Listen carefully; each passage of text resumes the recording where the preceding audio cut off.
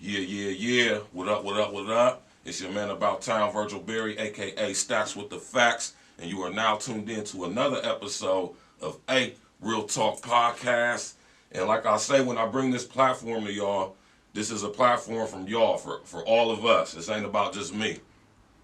And today I got another distinguished, esteemed guest on the show. Now this guy right here, this is what I'm going to say about Jaye. He's a funny guy. Not only that, he got bars. You know what I'm saying? And it's like Dave Chappelle said, most comedians are good at music and most musicians are funny. So, it's kind of a full circle for my man right here. He been doing this thing on the music side. While I was locked up, I heard he was going crazy. When I came home, he made the transition from that into comedy. So I'm going to introduce y'all to my man, Jaye Brock. Jaye, Breezy, introduce yourself to the A Real Talk family, man. First of all, that was a dope ass. Oh, am I allowed to cuss? Ooh. I just mess all that up. No, you good. I just mess up. Yeah, hey, yo, first of all, that was a dope introduction. Right. I appreciate that. That boy good. My name is Jaye Brock, comedian Jaye Brock.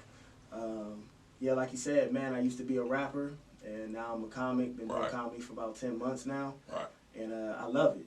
Right.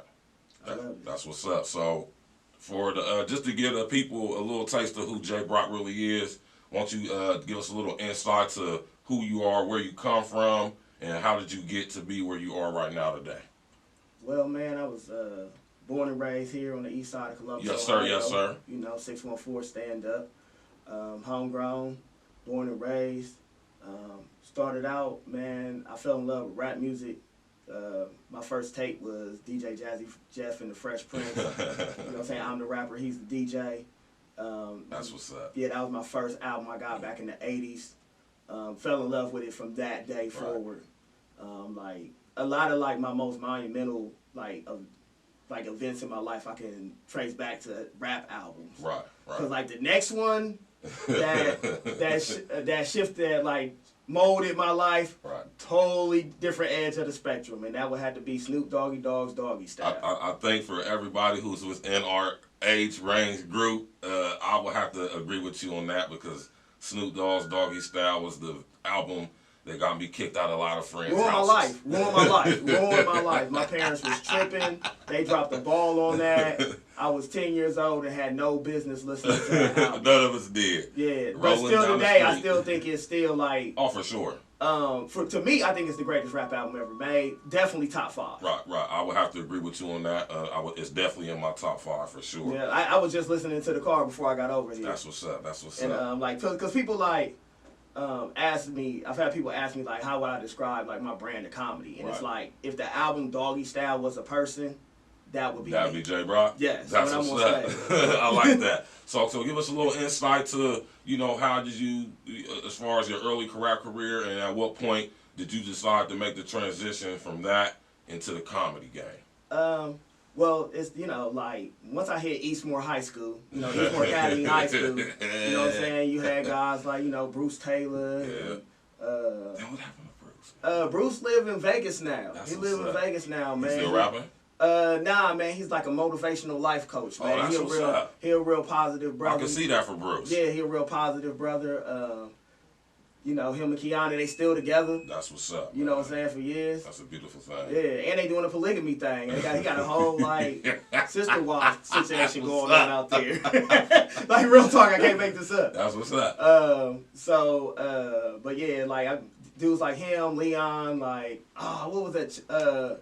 What was it, Lord Chamberlain's man or whatever they used to be called back in the day? I used to, I used to remember just being in the lunchroom and seeing them, having the ciphers and stuff like that. Right. And just sitting around them, and then one day, I got to, puffed up in my chest to finally, because I would always be writing stuff, but it was just I was scared to, put it out there.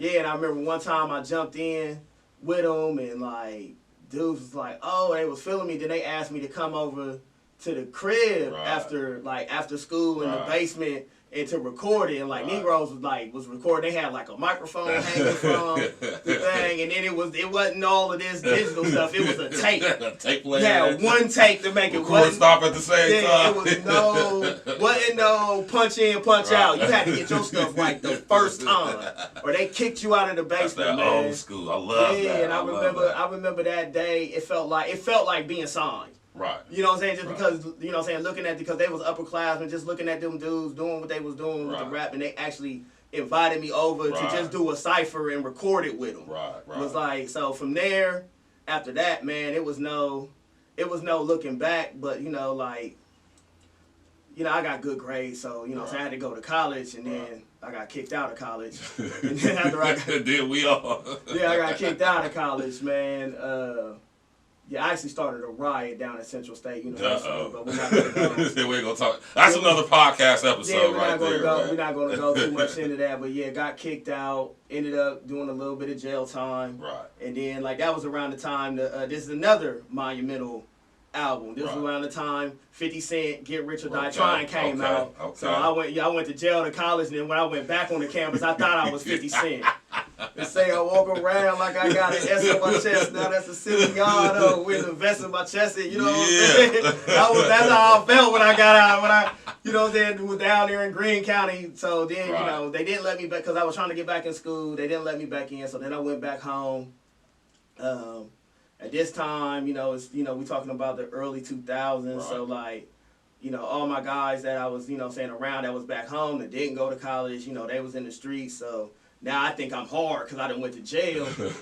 So then you know what I'm saying, I'm trying to be out there with them. And then, you know what I'm saying, start pursuing my rap. And then this is when I run into Bruce again. Right. The first stuff I ever recorded, like on like a CD or stuff, was with Bruce. That's what's up. And then, you know, but then he was in the military and he had to go over to Iraq. Right. So once that, you know what I'm saying, during the George Bush Jr. administration. Right. So after that happens, you know, I kind of just was out here, you know, on my own. I started running, you know what I'm saying, put a little group together with my dude Royce and my dude C. Mero. We called ourselves Street Instinct. We was tight, you know what I'm saying, but it was just, these niggas couldn't stay out of jail, bro. Oh, damn. These Negroes couldn't stay out of jail. Don't worry about that. We can edit that out. Yeah, okay. These Negroes couldn't stay out of jail, and I ended up by myself. Right. So then, you know, out here by myself. So then, like, back in the day, they used to always have these, like, little conferences, like, down at the convention center where you'd be like, oh, you know what I'm saying, get to perform in front of A&Rs to do this, that, and the third that can put you in with Def Jam or, you know. Like little showcases. Yeah, little showcases. So, you know, one day I take my money. Actually, no, I got the money from my pops. Right. My pops gave me the money to get into the showcase. I go down there, and then that's where I run into my dude, Big Moose the Pro, and K-Son. Right. They down there, like, it was a bunch of people down there, and then they threw, like, K-Son, you know what I'm saying, he was cold with the beats back then, like, back there, like, even back then, like, in the infancy stages of what he was doing. And he throws on the keyboard some beats, and then they just start having people ciphering, like, back then, like, man, I was just raw with it off the top of the head, and I just start. True story, you can ask him. True story, like I just start just slaughtering like everybody that step up, like every beat he throw on, I just butcher him. So then we, so from there, like Big Moose, you know, what I'm saying, give me his information, and then they, at the time they was dealing with Re-Rise Records, and so and they had a little studio off of 161 and like where the 71 split. Like in the office building. So now this is me walking into like what I perceive, once again, another time where I felt like I was on. Because it wasn't a studio in somebody's basement. Like it was a studio in an office building. So we started, you know, saying, doing music together and stuff like that. And then like we ended, you know, just artistic differences, you know, caused everybody to just go their own ways from the situation. But that was a wonderful time too, because you had like me, K-Son, Sparks, my dude D, Moose, the Rivers Brothers, my dude Santi, oh man, it was so many people down there. It was just a group and collective of just young, talented minds together, just feeding off of each other and just working together. And it was, you know what I'm saying? It was just a beautiful time. And then just, you know, just fast forward, man, I ain't going to go into my whole rap career. It just, from that point on, like, I just kept, you know, just sticking with it. But then it just came a time, like, well, one, I've always felt as though, once again, here goes another album that I feel like was a shift in my life. I came from, you know, the old school art of, you know, writing bars and, you know, saying storytelling and putting stuff together. Where most of us come from. Yeah, well, this Negro Jeezy dropped Thug Motivation 101, let's get it. And lyrics went out the door. That was the wrong thing for a certain group of us to hear at the lyrics time. went out the door. And then the whole Atlanta snap music and all of that. And well, we just talk about that. People didn't care what you was talking about. It was about the beat being hot. And how much dope you sold, how much money you had. Yeah, and the lyrics didn't matter because then Here Comes Gucci Mane and all of these Negroes, and that's kind of how we got to where we got to today. I mean, you had Lil Wayne holding it down, you know what I'm saying, on the lyrics, but he wasn't putting out albums. Most of his stuff was mixtapes on other people's songs.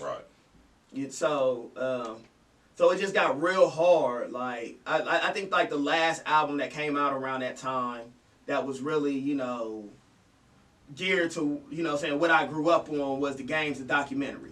Because all of these come out the same year. Like the Carter one, Games documentary, and then Jeezy drops that Thug Motivation 101, let's get it, and it was over with. It was over with for lyricists. It was a wrap. I agree. So it just made it real hard, and especially like that stuff took hold in Columbus. Yeah. I never forget, man. Everywhere you be, Negroes be coming out the daggone gas station. When they play the new Jeezy, all the dope boys go crazy. And it was just over with for us lyricists. But I still held it down because I had such a strong love when it since high school. And you just put in and put in and put into her. She just keep curving you and curving you and curving you. Then when you finally get her. And then you get her, but it's just not the same. And then it's like comedy was that down chick that was always there for you. You know? My man Cole with the analogies. Yeah, it was like she was it was like she that down chick that was always there for you. You know what I'm saying? Maybe not have been as popular, maybe not as flashy or fly as the chick that you wanted, but she was always there for you. And then you realize and you get older, like, dang, this is who I should have been rocking with the whole time. And then that's just where I got to with it, because it's like, what really started to change for me was I spent the last hours of my 20s in federal custody. In a drug raid in Parkersburg, West Virginia. You can look it up, WTAP, June 12th, 2013. You know, was doing whatever I was doing out there with my people. But it was on the news too. And we get raided, and just by the grace of God, man, these detectives had the worst drug dogs I ever seen in my life.